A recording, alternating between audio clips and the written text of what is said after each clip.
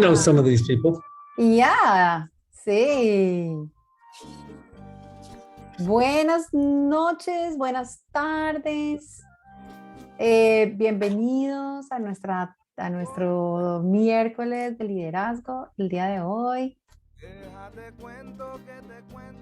Por ahí los recibimos con un poquito de musiquita para que nos vayamos poniendo en buen ánimo. Los invito a que vayan prendiendo sus cámaras.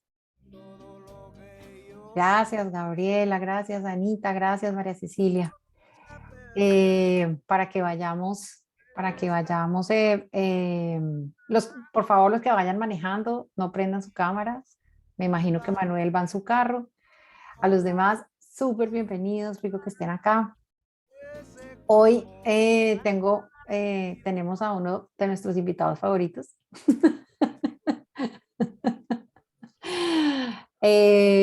Por lo menos es uno de mis favoritos. Bob, que es nuestro Bob Dunham, que es nuestro fundador, el fundador del Instituto de Liderazgo Generativo, más de 40 años trabajando con todo el tema de liderazgo y de equipos, y con todo el tema humano, que es lo más lindo de estas conversaciones. El día de hoy le pedí a Bob que hablara del tema de la incertidumbre. ¿Por qué?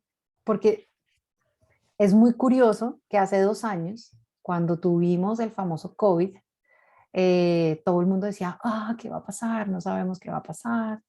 Hay incertidumbre sobre cuál va a ser el futuro. Y resulta que hicimos como humanidad lo que teníamos que hacer y fuimos evolucionando. Y en el 2021 pasó lo mismo. Ahora en el 2021 empezamos a vacunarnos y empezamos a manejar el tema de esa incertidumbre que hubo en el 2020. Y en el 2022 la incertidumbre que tenemos es de otro tipo.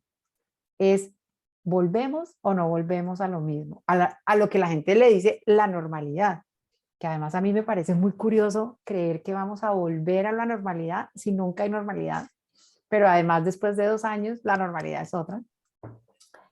Pero es una pregunta que está muy constante para todos, para el espacio de decisión que muchas de las personas están tomando en este momento. Es una conversación que está siendo altamente influyente. Entonces, le pedí a Bob que nos hablara sobre la incertidumbre, sobre eso que es el no saber, como lo traducimos o como lo traducimos en inglés en el liderazgo generativo, es como how to manage the not knowing, cómo manejar y cómo gestionar el no saber. Entonces, los voy a dejar en las manos de Bob.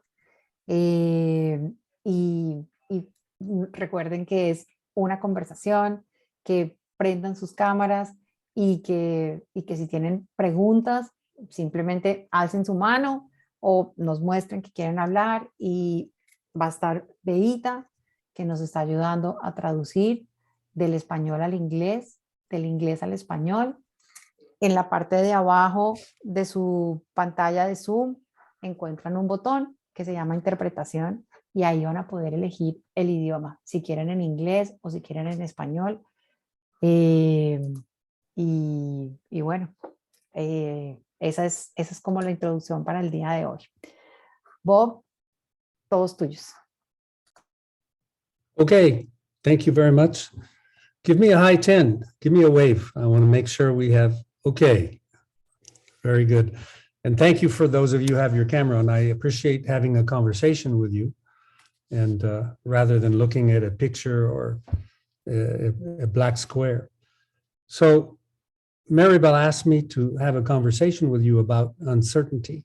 And I want to bring to this conversation the questions and the explorations that we have been involved in for over 40 years. And our question is not theoretical. It's about, what are you going to do in your life, in your leadership, in your career, with your uncertainties. And I want to acknowledge, as Maribel mentioned, COVID. We have COVID was a surprise. It brought a huge change to our world. And once it was here, it was unavoidable. And so I have a question here for you. I'll be asking you questions for your own self-reflection, because this conversation is not about something called leadership. It's about you. If we're going to talk about leadership, we have to be talking about you, because leadership is an act by human beings. And so I invite you to put yourself in that condition, to be listening from the point of view, this is about me, not just about some theory, some abstraction that we'd call leadership. Because what is leadership? When we look around, people have different interpretations. I often say that many of the interpretations of leadership are mistaken. That the one who knows doesn't make you a leader. It makes you an expert, not a leader. The one who makes decisions does not make you a leader. You can make a decision, but that doesn't mean people will take ownership of it. You can be in charge. That doesn't make you a leader. That doesn't mean people will follow you. So what is leadership? How are we going to look at leadership? It's about creating the future. And because we have that interpretation, we're looking at perspectives and actions that we can see and do, not a leadership model. People sometimes ask, do you have a leadership model? I say, no, I help people have leadership bodies, not models. Because you need to act in life. You have to act in action. So as we begin to go deeper in this conversation, let me also just say I want to thank my friends here and express my regret that I can't speak in Spanish. But I believe that this shows that the conversation is so important. It's worth having, that we're willing to give me the support to have this conversation with you. So thank you for that. And thank you, B and Maribel. So how are we going to look at uncertainty? Not just in leadership, but in life. In our generative leadership tradition, we do not separate leadership from life. We do not separate it into some technical category of tips and techniques that somehow we can attribute to people who seem beyond human.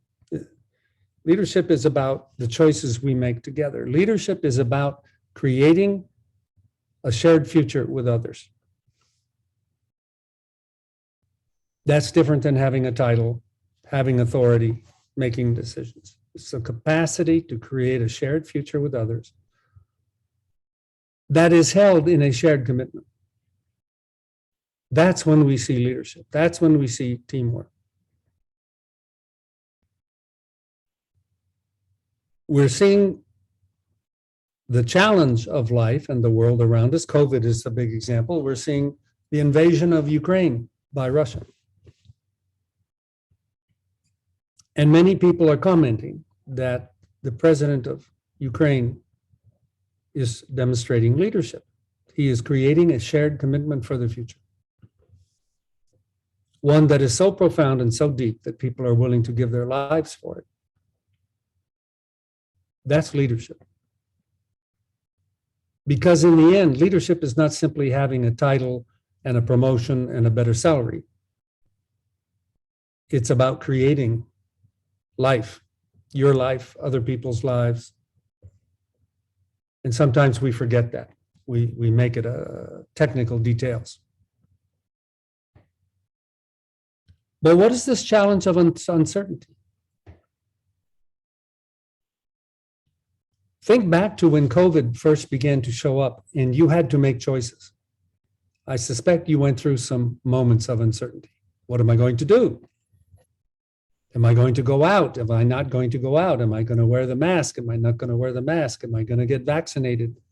These have turned into big conversations in the world, certainly in my country. And what does this reveal? What does uncertainty reveal about us as human beings? I'll offer two things that will empower us to notice about uncertainty. The first is that we face a choice. Uncertainty is not some condition out there, it's inside of us. I am uncertain. You are uncertain. The situation is not uncertain.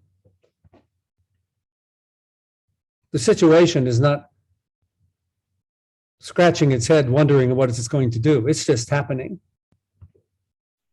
The uncertainty is in you and in me.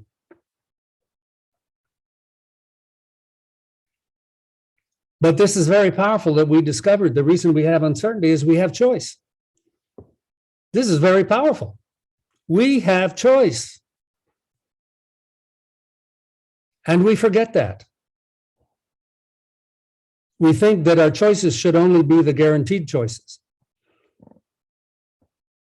And that having to take choices in the face of uncertainty is somehow a problem. But it happens all the time. Why is uncertainty a problem for some of us? Because I propose to you, we have become addicted to certainty. We have become addicted to stability. We have become addicted to being comfortable, to knowing what's going on. Some people use the terminology to be in control. And it's very inconvenient when life shows up and demonstrates to us that you're not in control, and you never were, and you never will be. Life is going to do what it does, and we get to dance with it, all the way from facing a Russian invasion to a COVID pandemic to why isn't my team working? And why am I feeling in my life and my leadership, why am I feeling emptiness and a lack of meaning? These all bring us to facing our lives, facing our choices, facing our actions and their consequences.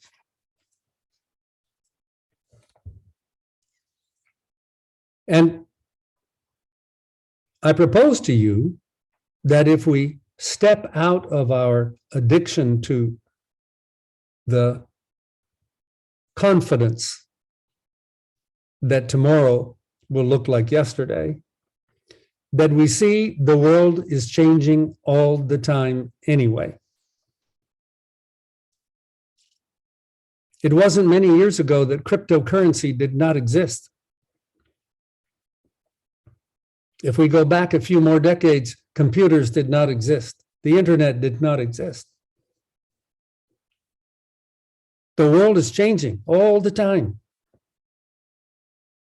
And when we forget that, we can contract into our little burrow of certainty and stay in our comfort zone and not notice that the world is changing. And then when it touches our world, when it touches our future, oh my God, that's a problem. But it's happening all the time. Leaders in companies are often sought out and promoted when there's trouble, when the company needs something new. So if we are a leader, if we're coaching leaders, or if we're going to consult to leaders,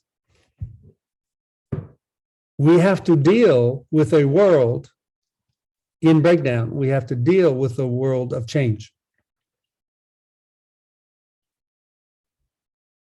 But the solution is not to get the world to look like it looked yesterday. That will almost never happen. If you study business, for example, there are many, many businesses that were number one in the world in their industry. And many of these companies no longer exist. There is no more Pan Am Airways. There is no more Blockbuster. All kinds of businesses have disappeared because they did not know how to adapt to a changing world. They become trapped in the repetition of an old formula of success, an old comfort zone, and we're not able to adapt in the world.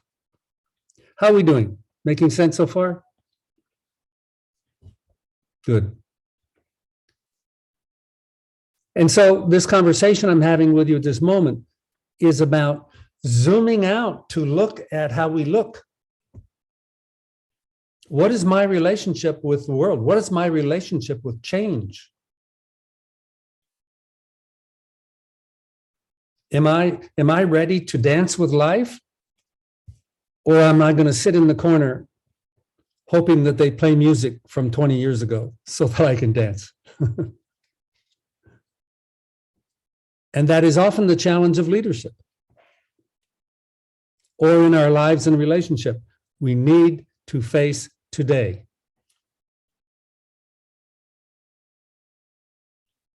And so if we look here, I want to speak about the past and the future and about change, about the known and the unknown. But as I'm discussing those perspectives with you, I want you to know that I'm not describing the world. Again, I'm describing you. What is known and unknown is in you. And so we see that when there are some people who are experts in a field that I don't know anything about. The unknown is in me, not out there in the world. And you might ask, well, Bob, what about the unknown where nobody knows what's going on? The world doesn't see anything unknown. The world is just doing what it's doing. It's the way we observe the world has been learned in the past. We have developed skills. We have had some level of success. You're already successful. You wouldn't be here if you weren't successful. And you're in the question, what am I going to do with my future? What am I going to do with my choices? And the world keeps showing up, disappointing our expectations. So what are we going to do about that? So I'm going to propose that we look at the future as a wave of change. Now, I'm going to invite you at this moment to notice, what was your body reaction when I said that? Was it, oh shit, a wave of change? I don't want that. Or was it, ooh, that could be interesting? You see, we already have an automatic, learned and embodied orientation to the future. And what is very common is that we want the future to look like the past because that's where we're comfortable.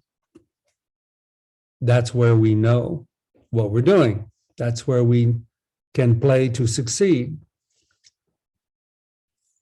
And when the future shows up as not like the past, the question is, as Maribel wrote in her invitation, does that become a problem for you, a barrier for you, a reaction to you? Oh shit, I don't know what to do. Very common. And one reason is in our education system, we have been taught to know. We have been taught that we need to know to take action. The question I've been asked often in our learning events is Bob, I don't know what to do. That we have this interpretation. I need to know in order to act. But if the future is a wave of change coming at us, we're going to have a lot of situations where we don't know. Companies are going to have a lot of situations where they don't know. Leaders are going to have a lot of situations where they don't know. And that's where they get to create.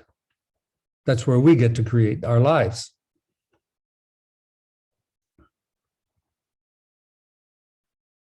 So when I said this conversation is about you, I'm asking the questions. What is your relationship with the future? Do you see it as an unfolding of a new world, or do you see it as the repetition of the past because, you know, my to-do list is full. I'm already booked.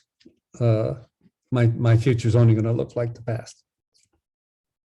So everybody take a deep breath.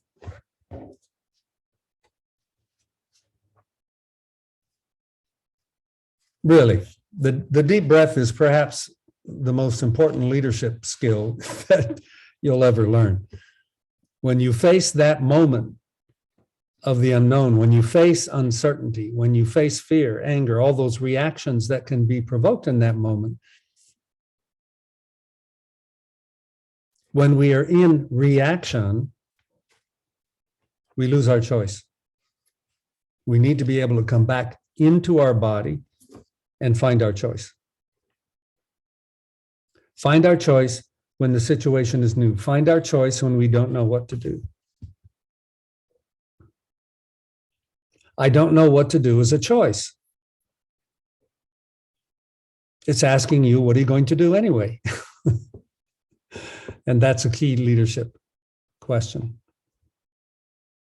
So Maribel, would you use your whiteboard? We're going to write down a couple of things here to begin to say, what are we going to do when we're facing that moment of change? We're going to call the experience of facing the moment of change, the moment of uncertainty, we're going to call that the edge, going to the edge. The edge is that place where you go from knowing to not knowing, certainty to uncertainty, comfort to discomfort. And the emotions that arise there often are fear and contraction. So go down, Maribel, and we're going to put in big letters two words that we were taught by Humberto Maturana, the biologist from Chile. He teaches us that every living creature has got to perform acts of conservation. You have to sustain your existence. What is the acts of conservation? You have to manage your body temperature. You have to have enough water and food. You have to deal with your situation so that you don't perish. And so animals have evolved to fill ecological niches in which they are able to move with skill. But when the environment changes, we also need adaptation.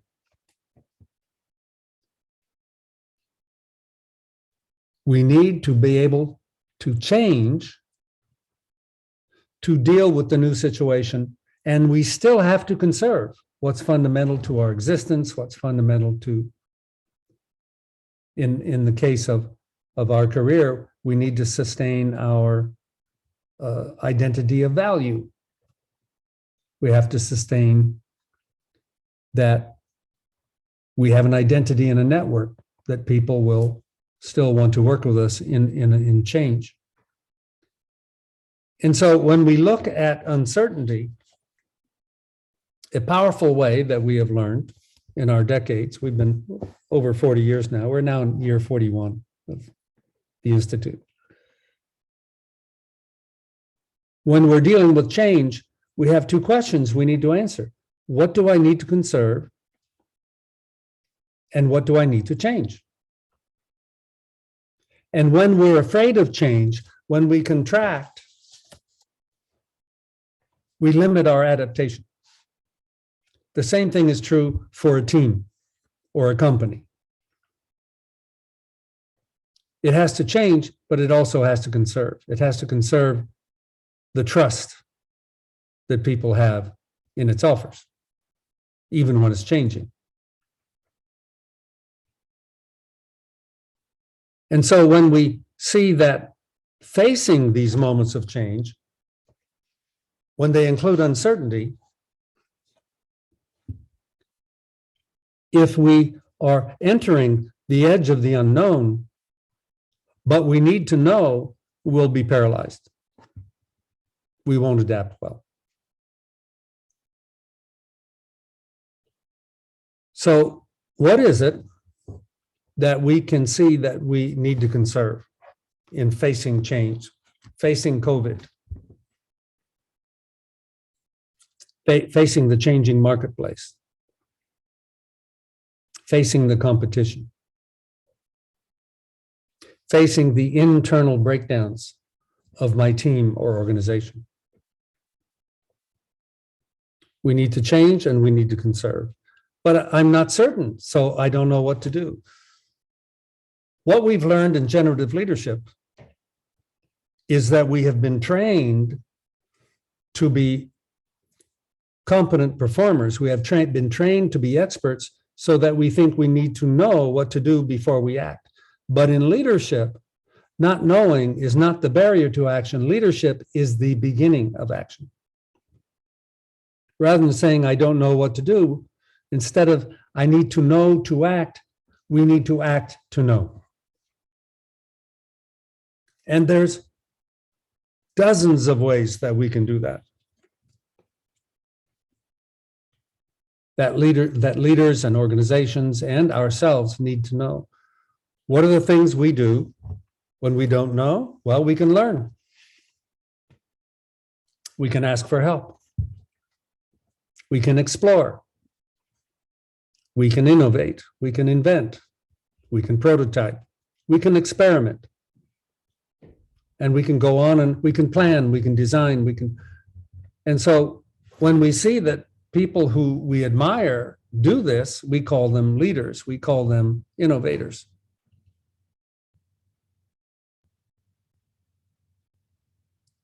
But they're creating something, they're not implementing what they know. They start with not knowing like all of us do. So right now, I'd like you to pick what is an area of uncertainty that you're concerned about in your own life, in your career path, in your leadership, in your coaching. What are you uncertain about? Where do you have a choice and you're not sure what to do? Pick something that's real. And if you're just super confident and everything's okay in your life, then talk about a client. Talk about your friend.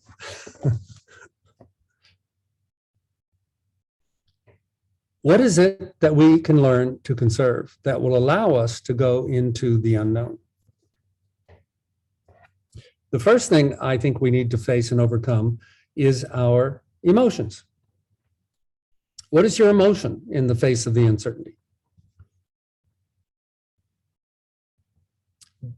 Does it trigger fear and contraction? That's very common. Or does it trigger curiosity? If we're going to learn, if we're going to invent, we have to go beyond the comfort zone. We need to go into new territory, the unknown. What if our mood was curiosity, even excitement, rather than fear and contraction?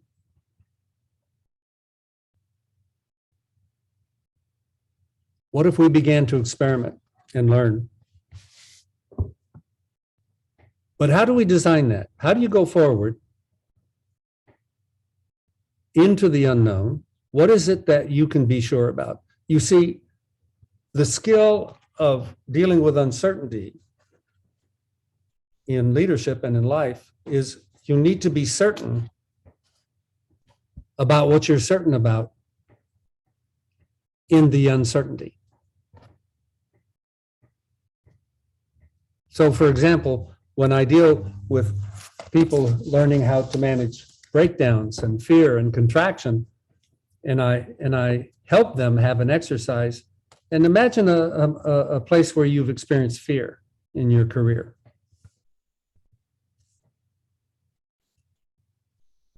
A place where you didn't want to go. Even better, a place that you avoided and ran away from. I want you to imagine actually going into that situation and taking action, even if you were going to fail.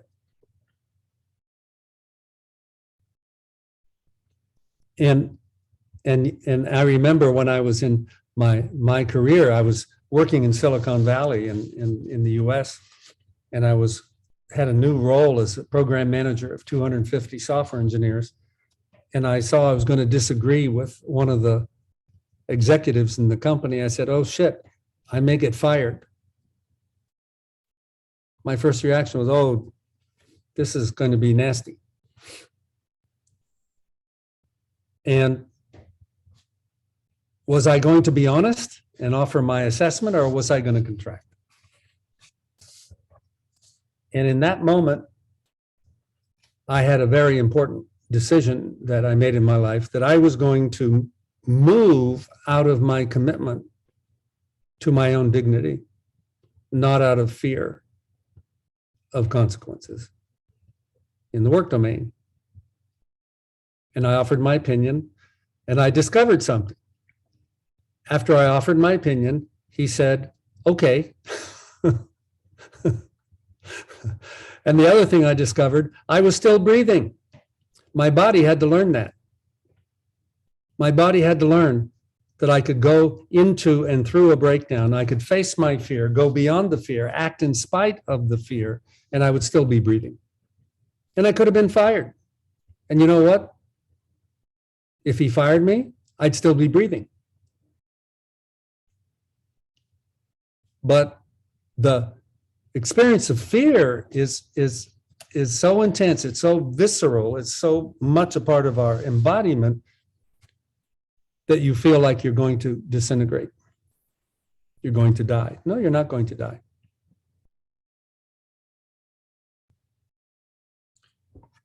So what can you be certain of? Unless someone is pointing at you with a weapon,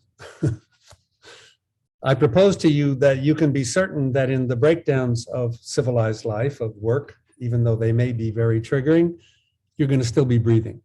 It's important to know that. It's important to be certain. I'm still going to have a body. I'm still going to breathe. I'm still going to have choice.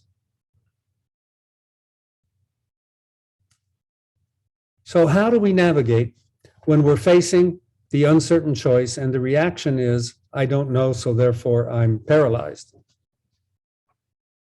One is to zoom out and notice the pattern of being paralyzed and say, no, I'm going to take action.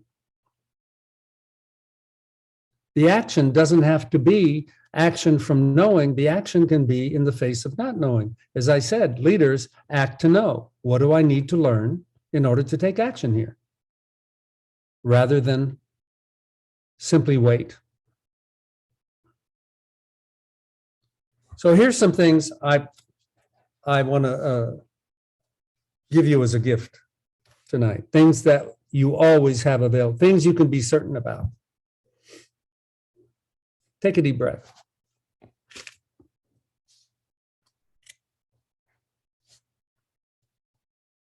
you can be certain that you always have choice, whether you think so or not. And we forget that. You can be certain. And that opens up possibilities. You can be certain that you care about what's going to happen. But not the conversation of fear, I care to not have damage, but the conversation of what do you care about? What do you want to have happen? You will always, you can be certain you will always care. We have learned in our 40 years of exploring leadership that care is one of the most important things we need to learn as leaders and human beings. What you care about matters. Our culture has taught us that you don't matter, that your personal concerns are not part of the workspace. But that leads to disconnection and lack of ownership. You need to care about your work, but not care because you should, but you need to bring the care that's actually yours to your life and work. This is a big learning path we have found in generative leadership. The question of that path is, what do you care about?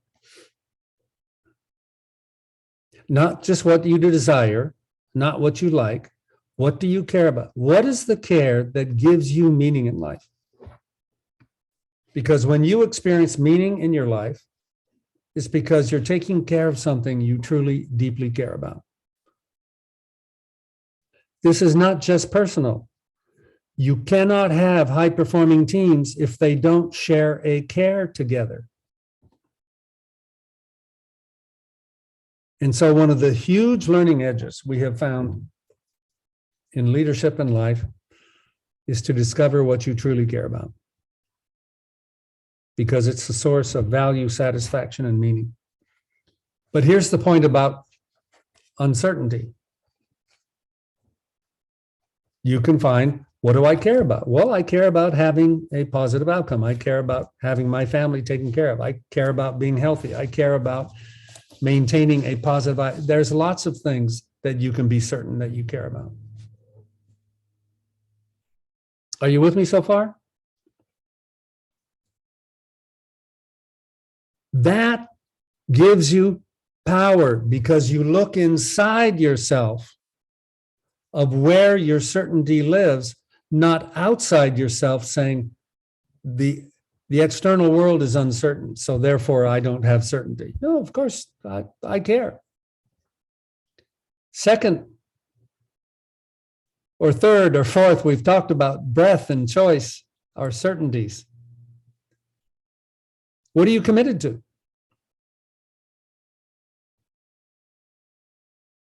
You can be certain that if you commit, if you know what commitment is, if you know how to have a body of commitment, that you will have power in action. You can be certain about that.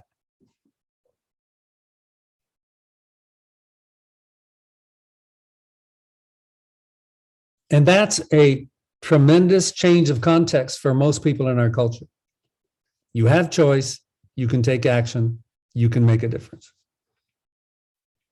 You can be certain about that. But I'm uncertain what to do, Bob. You haven't dealt with my uncertainty yet.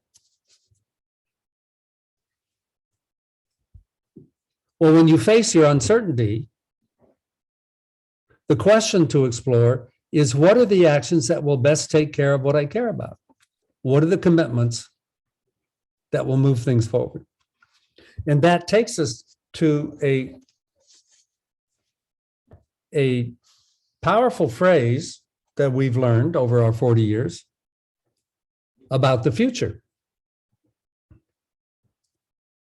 The term that we have about the future of an outcome that you care about and perhaps are committed to is a condition of satisfaction.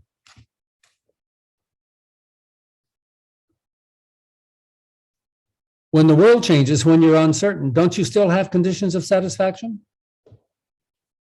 Don't you still have a vision of what the future would look like, then it's a powerful move to declare that I am committed to this outcome, to this being taken care. You don't need to know how.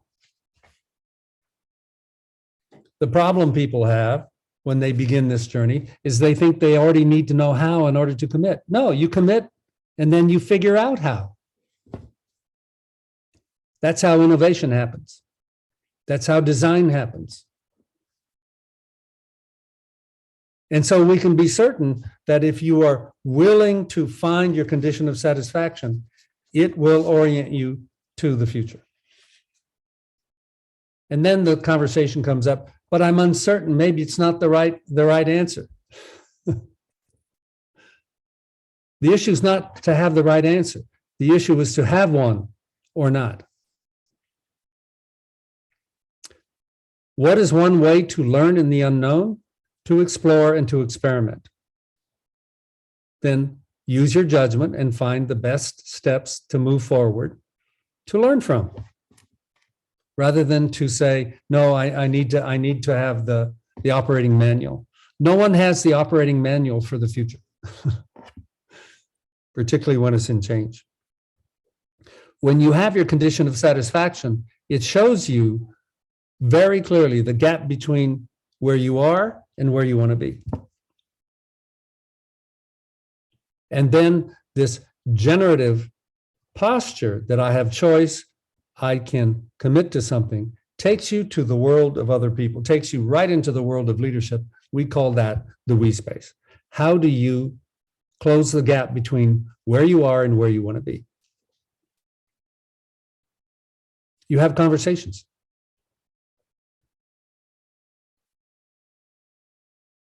I've never seen a leader never have a conversation and guide their team from mental telepathy.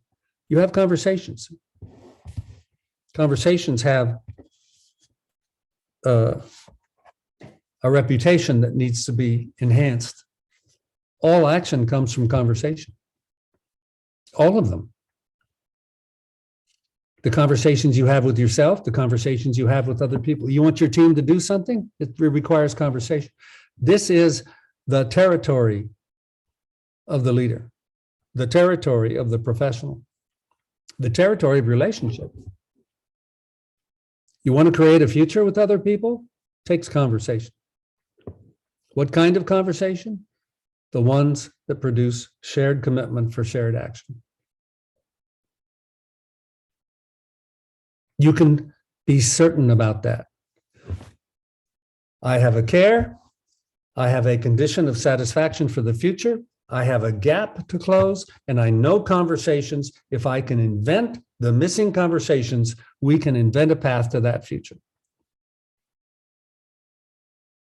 That's what inventors do. That's what innovators do. That's what leaders do. And that's what we can all do. So what's missing for you? What's missing for you that you have ambition about? What's missing for you that brought you to this conversation tonight? Why are you here? And if you look, if it's not just shallow curiosity, but there's something calling you in your life, there's something that you're really looking for, something that even if you can't name it well, there's something meaningful for you.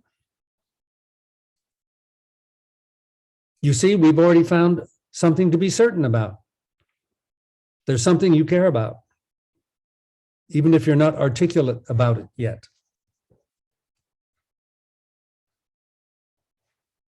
And so when we see this, when we see that we can create a story of the future, not a prediction,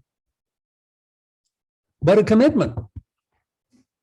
When you create a story of the future, that is a commitment, then the future calls you. The future tells you the actions you need to take today in order to get to the future later. The future will emerge for you, but it comes from inside of you. This is not simply some personal transformational practice of awareness, although it includes some of that. It's also what teams need to do. They need to have a future that calls them, and then they need to learn to coordinate. They need to learn how to have a future that is described by the following word. It's shared. It's not just you have your to-do list and I have my to-do list. No, we are taking action for the sake of a future, and we share this future. Therefore, that guides us on what conversations we need to have. How are we doing here? This making sense? Hello? Good. But what are we learning here? What does this mean? It means that we can be certain that we can deal with uncertainty.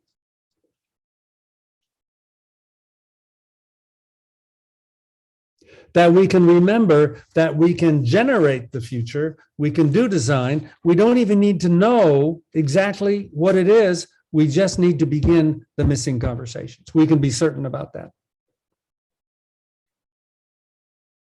And there's a particular breakdown that we've learned that the education system of our culture has created, is that most people, and you may have been listening to me this whole evening so far, as I describe uncertainty in the future as something that I need to do alone. I need to learn these skills. I need to figure this out. I need to take the action. And yes, you do need to deal with yourself. But one of the biggest problems out there in the world of leadership, teams, organizations, and even relationship is we play solo. We don't know how to play together. These conversations I'm talking about, what do I care about? Yes, you can go and gaze at your navel, and maybe the answer will come, or you can be in conversation with other people. What you're committed to, be in conversation with other people. What's the future you want to create? Be in conversation with other people.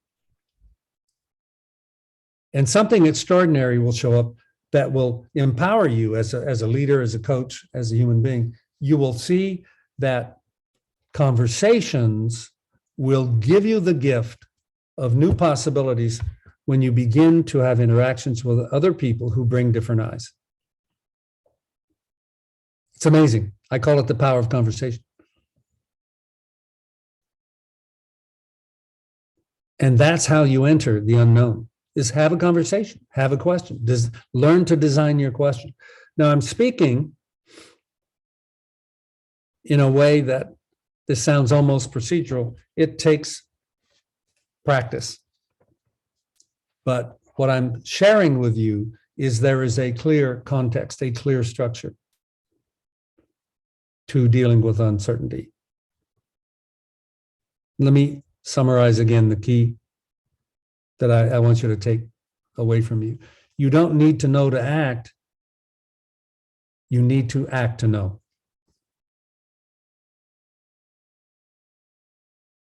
Not knowing is not the barrier, it's the starting point. And that's a whole new set of conversations to learn. For yourself, for your teams, for your company, for your community. What conversations are we going to have? Well, how about the way the world is going wacko? That the markets are going to change, that the breakdowns are going to change. What is our value in the world? The value we bring to the world is the value of our promise. What promises are people looking for? Help me with my breakdowns. That's what leaders do. Move with others to go beyond breakdowns to creating a valuable future. That's what coaches of leaders do. That's what consultants who produce value do. But we have to start with me. The uncertainty is in me. I need to find the certainty of how to deal with uncertainty. And it starts in my body and in my emotions.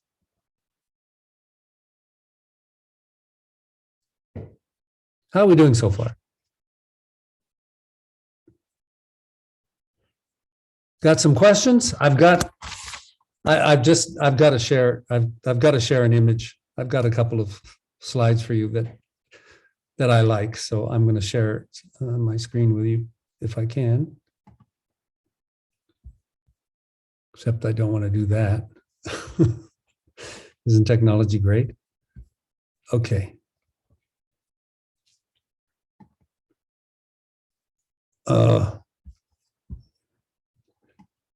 Now I have to deal with, where did I put it? Hang on. This will be worth it.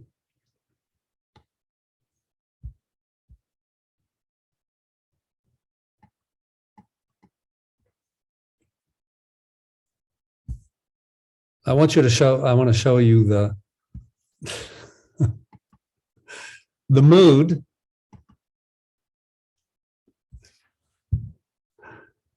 This is the mood of dealing with uncertainty.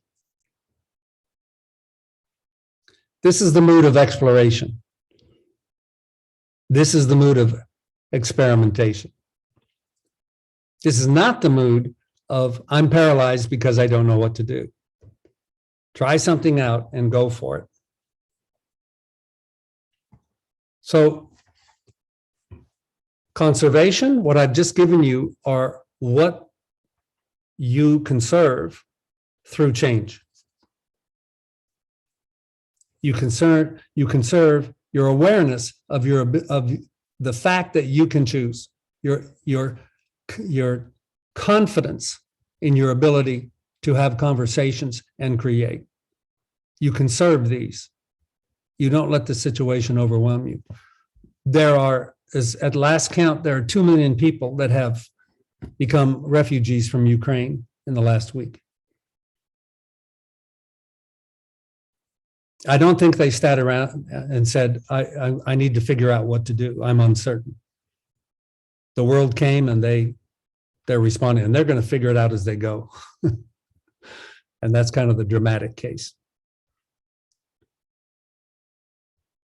The other thing I'll offer to you in the generative leadership tradition is when you get clear about what you care about, and it's a big enough context for your meaning, it will be a domain of action that will be there for a lifetime. I want to help people be better leaders. This is never going to go away. I want to have organizations be healthy. That's never going to go away. And you will be on the edge of the unknown and the possibility to explore and create forever. This is a huge positive skill and practice. It's not to solve a problem and have the uncertainty go away.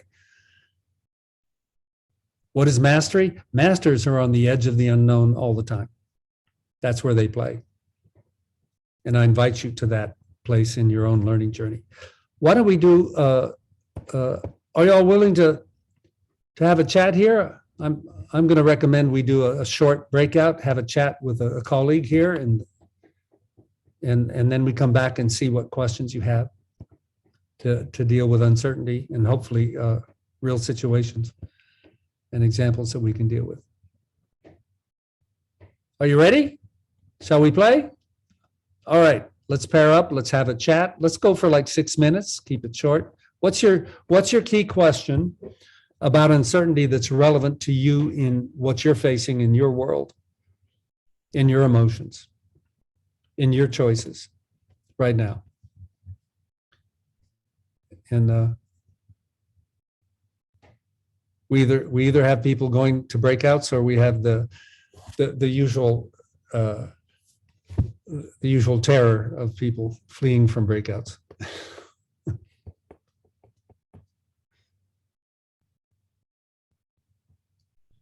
Shirley, tens a possibilidade de trazer tua pergunta aqui no grupo grande. Agora tu traz. Ah, é?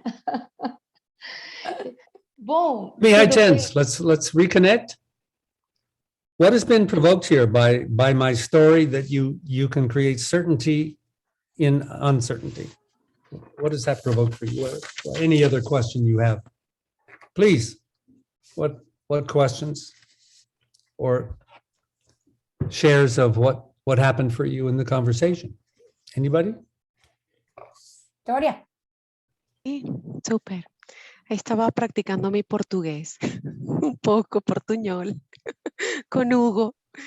Fíjate que estaba un poco hablando, ¿qué pasa cuando, bueno, o no sé si es normal, pero qué pasa cuando esa incertidumbre o esa ansiedad del futuro son solo pensamientos? O no sé si siempre son pensamientos. O sea, cuando te los creas, o sea, yo estoy estable, pero empieza ese mundo paralelo de preguntas de ¿qué pasaría si? ¿Qué pasaría si?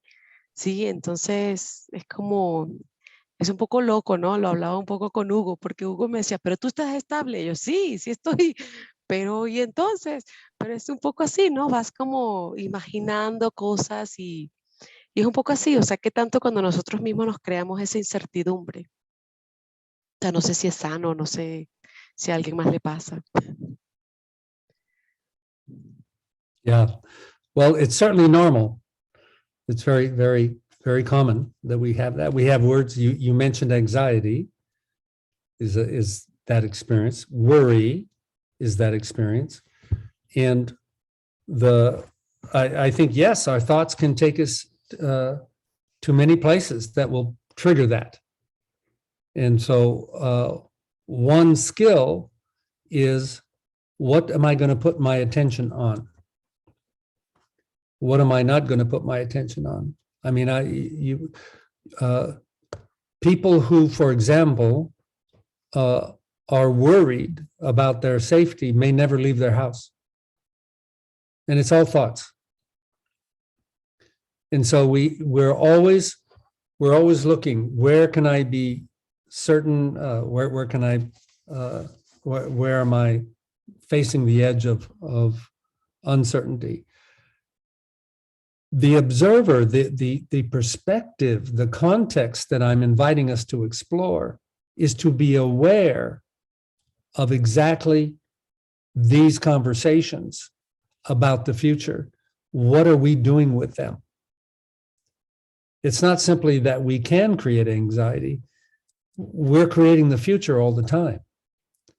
And the future is now. The future is not out there. The future is our story now. And so the attention here is, what is my relationship with the future? What is my relationship with choices? And how can we transform uncertainty from being a problem we have to eliminate to, there's lots of things that are uncertain. I go out and, am I going to be healthy tomorrow? That's not certain. Are the roads going to be open tomorrow? That's not certain. And we act as though we can count on certain things because the past has told us that. And so what we're exploring here is, how can we look at the places where the uncertainty is an issue? It's taking away our energy, our time, our attention, and resolve that. One is to reconnect to my power to choose in the area of the concern, and that I'm not simply paralyzed with not knowing what's going to happen. It could be A or it could be B. Good, let's prepare for A and B. And usually it's the mood that is the first place of learning, the fear, the anxiety, the worry. So I gave you the first step today, how to deal with that. Take a deep breath and go from there. Helpful? Thank you. Who else? What is provoked for you in making choices in the face of uncertainty? Please, Pedro. Thank you, Bob. Gracias. Cuando vi el título, Maribel, de la charla de hoy, me cayó perfecto, pero yo creo que a todos, porque son tiempos de mucha incertidumbre. Y no solo en, pues lo de Ucrania Yeah. es una cosa increíble. Justo saliendo de la pandemia pasa esto.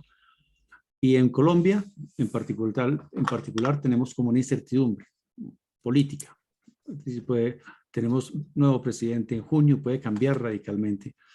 Es una incertidumbre grande. Y yo sabía que estaba, pero ahora, recientemente, fue muy fuerte y decidí encargarme de ella. Y pensé, bueno, ¿y qué pasa si? Estaba como asustado, pero un poco lo que dices es, Yes. bueno, y si esto pasa, si esa es la realidad, ¿qué pasaría si? Me di cuenta que no estaba preparado y dije, bueno, me voy a preparar. Si esto ocurre, ¿qué voy a hacer? Sí. Y entonces me sentí, tomé un par de acciones, algunas, pocas, conversaciones con amigos y empezaron a surgir posibilidades. Y entonces me di cuenta que puedo crear otro futuro y ahí encuentro el care para tener un ancla. Porque entonces la inquietud era, esto puede pasar. Entonces, ¿qué quiero que pase? Y ahí vuelve el care como para ver en la incertidumbre cuáles opciones. Me dio un poco miedo de que podía pasar. Puedo tocar puertas, puedo abrir opciones y pueden pasar. Y la inquietud fue, ¿qué quiero que pase? Y ahí, escuchándote, encuentro que el care es lo que me puede guiar. Un care grande, como el que decías, independiente como de las circunstancias que me lleve a otro lado. Esa es un poco la reflexión, Bob, que tengo y que me trae lo que dices. Beautiful. It's a great example, Pedro. You are taking a stand that I have ownership of my future.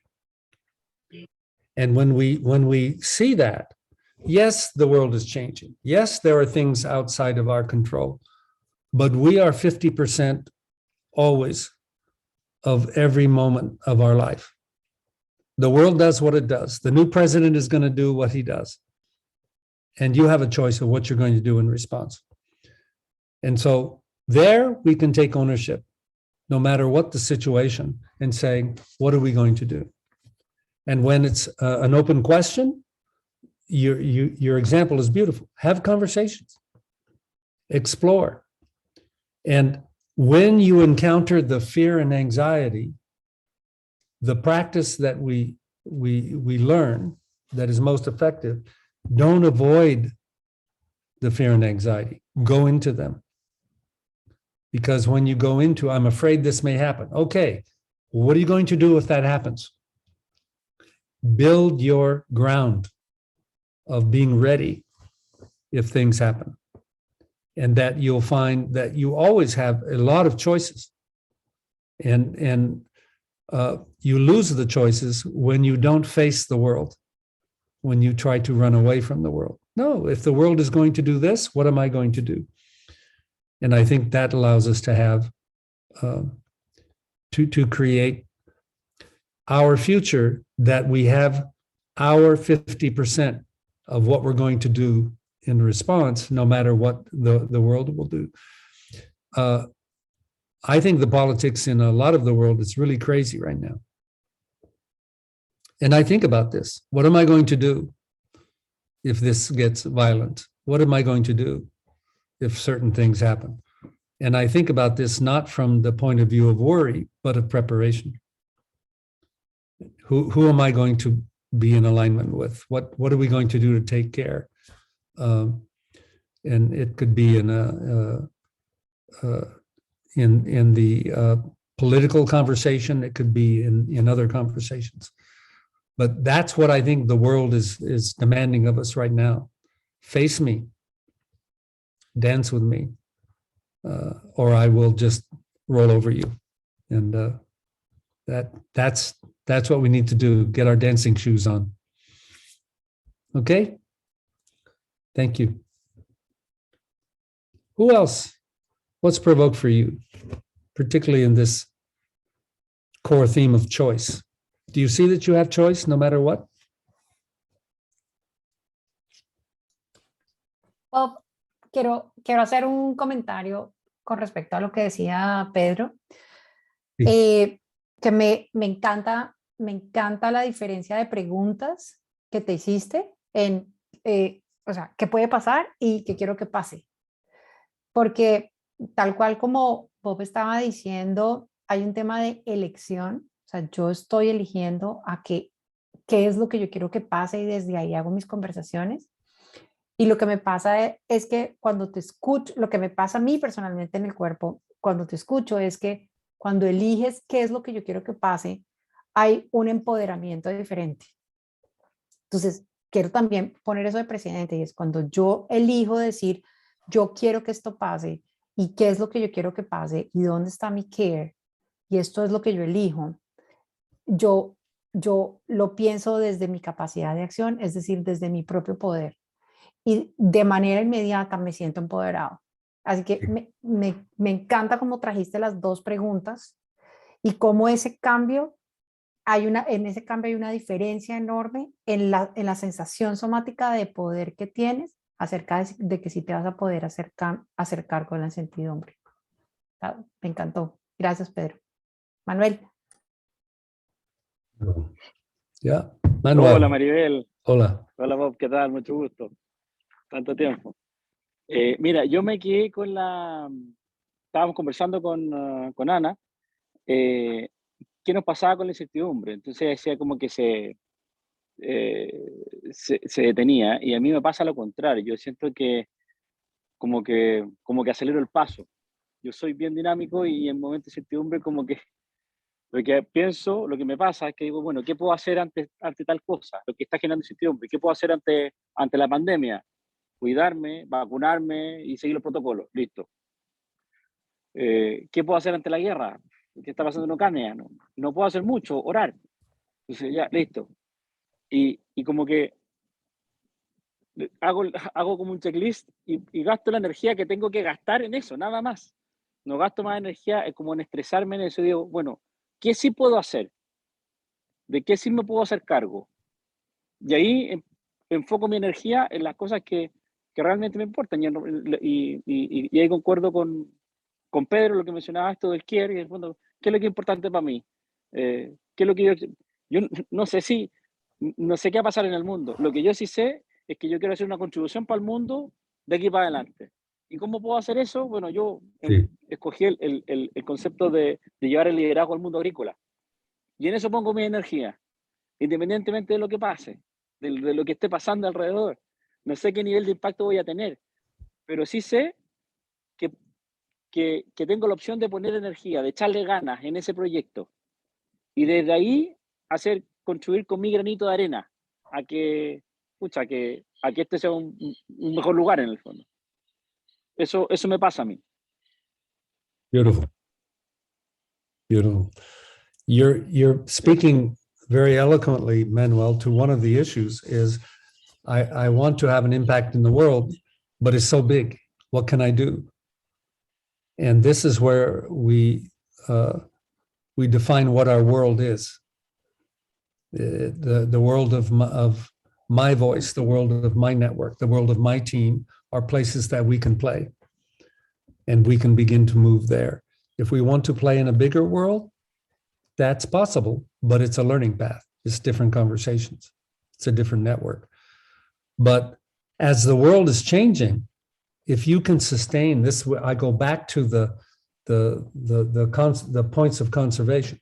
You can stay focused on your care. You can stay focused on your commitment.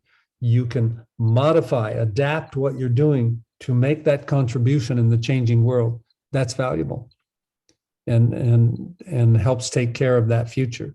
It keeps your power to know that I can adapt. And sometimes, the adaptation is huge. When COVID hit, IGL did all of our learning events live. When people were in our programs, we used to go to, I remember 3 years ago going to Lima, and we had a great time with a group there and made it happen. And then COVID hit and we said, oh shit, what are we going to do now? It's dangerous to get together. And so we adapted. We began to make our offers virtually. We were very concerned, can we produce connection? Can we have real conversations? And we've learned that we could, but we had to go in a new path. And amazingly, we found that enrollments actually went up because people didn't have to pay for airplane tickets and hotels. And there's a different world to move in at this moment, but we're adapting, and Maribel and I and other affiliates are in this conversation all the time. How can we make our contribution in this world? How do we adapt? And we're inventing different offers to do the same, to make your contribution. And that's, you see, that's a place that you keep your center.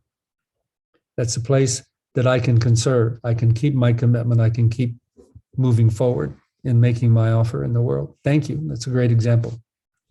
I look forward to your impact in agriculture, by the way.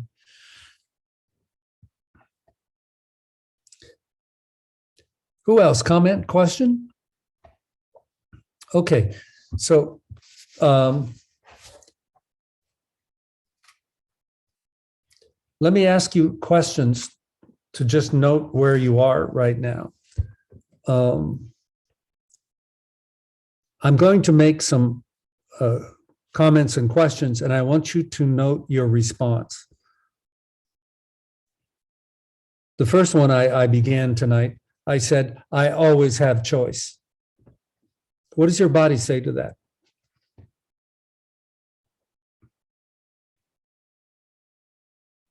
Are you willing to trust that? Are you willing to step back and look and say, I always have choice, even when I think I don't? Because if you're willing to commit to that perspective, you will see, you will discover the choice that was missing. I always have choice and I forgot it. What can I do now that I can choose? And you will see it's always there. That empowers you. Where do I contract? Where do I have a story that I can't? Again, we zoom out, we observe that those are choices. Are those choices you're committed to? Are you committed to contraction? Or are we going to make that a learning edge? When I talked about the edge, we transform the edge that's been stopping me to the edge of learning.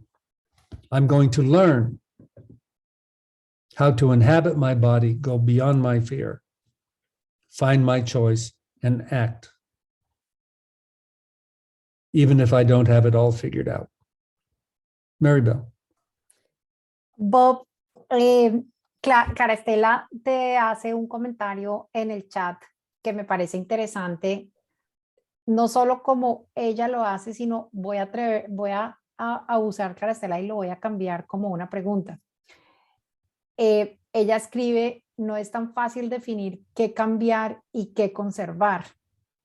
Es decir, no es tan fácil identificar a qué me adapto y qué conservo. Me gustaría que nos contaras, o sea, cuáles pueden ser prácticas para identificar qué cambiar y en qué, o sea, en qué adaptarme y en qué conservar. Beautiful, beautiful question. That's a beautiful example of the uncertainty of choice. When we haven't already settled into what is our path or what is our destination or what are we going to keep.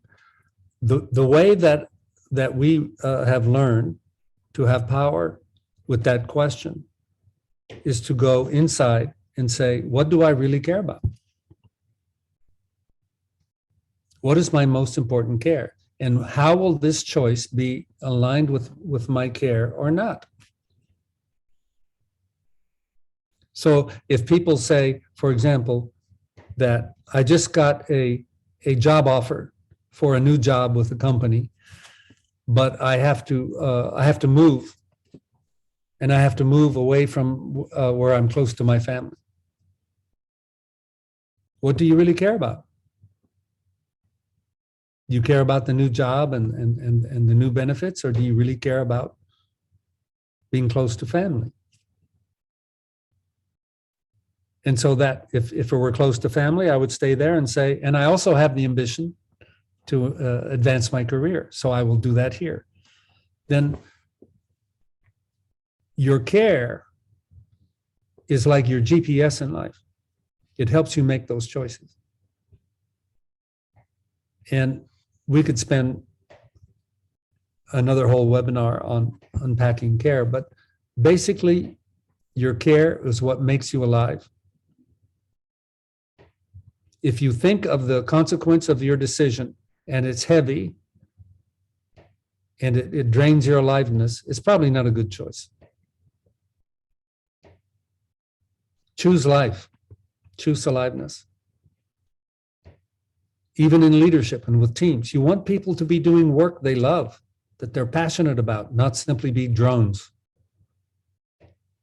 pounding on rocks. Find what they love, help them succeed that way. And are there trade-offs? Yes. But there's also the ability over time to create a fabric of choices that begins to produce your life as a work of art,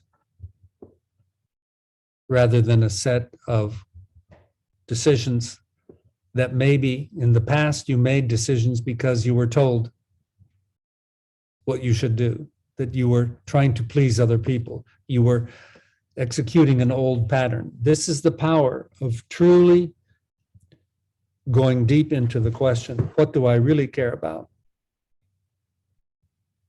And if you're in listening to this now and say, well, I'm not sure, we see that it takes 6, 12 months, sometimes 2 years for people to really clarify that. What we're doing is inviting you to the journey,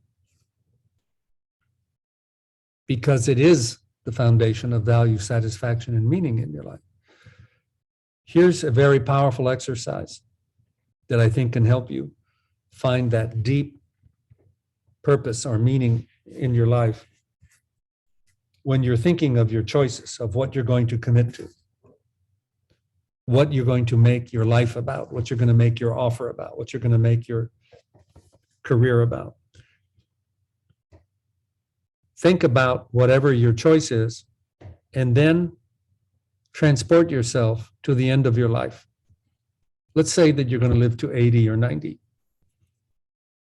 And there is a moment at the end of your life when you're reflecting on your life that you will face, I don't have any more future. I'm grateful for living my life and having the gift of life, but I don't have any more future. What I do have is my past, and I need to look at it and say, am I satisfied? Am I satisfied for dedicating my life to this or to that? And when you begin to be clear about what you're really about in your life and as a leader, your impact in the world, then it helps you get very clear about what choices to make. And sometimes if it's complicated and you're not sure, then you experiment. You try something out and see if it works, and learn from that. I spent 30 years of my early career trying to figure out what the hell I was going to do when I grow up. And I finally figured out that it was going to be founding the Institute and doing the work to support leaders and on the foundations of human beings finding their power to create, making their contribution in the world, and living a good life. But it took a journey for me to discover that's why I was born. And so I invite you to the questions and to give yourself the patience to not be impatient, to have an easy answer, because your life is at stake.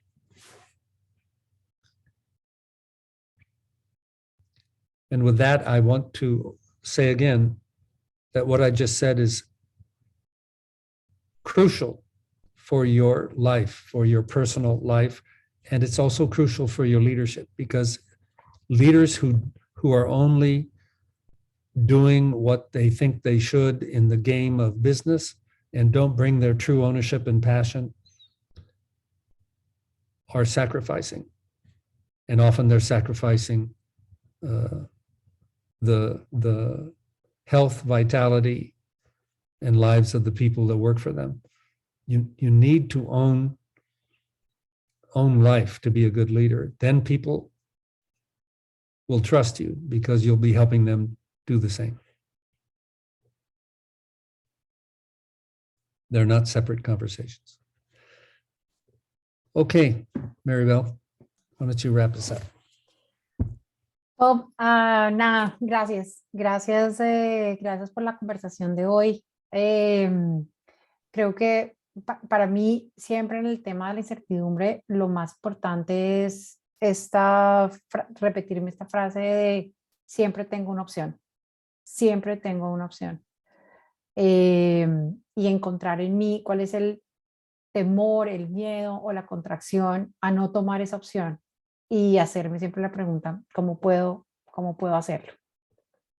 Muchas gracias por tu conversación. Como decía Pedro, está muy en el momento social, política, económicamente y sobre todo mundialmente. A todos ustedes les agradezco enormemente que hayan venido, que se queden en la reflexión, que se queden en la conversación. La próxima semana no tenemos videoconferencia, pero dentro de 15 días sí, así que les estaremos contando del tema, los estaremos invitando y les estaremos enviando toda la información para que nos estemos viendo. Peita, como siempre, gracias por tu ayuda y a todos ustedes, muchas gracias por sostenerse en la conversación del liderazgo. Buenas noches.